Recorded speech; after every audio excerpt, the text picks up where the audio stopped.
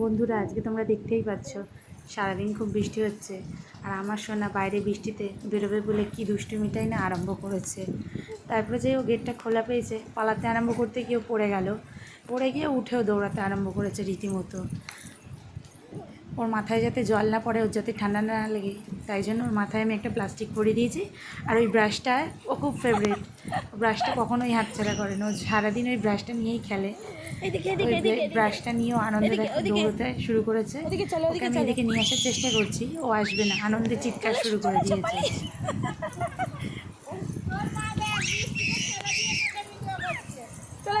চলে আসো। তারপর ওর স্নানের সময় হয়ে যায়, ওকে আমি ধরে নিয়ে এসে ওর কলতলায় নিয়ে আসি। ওর গরম জল ফেলে রেখে ও ঠান্ডা জল নিয়ে ঘাঁটতে ব্যস্ত।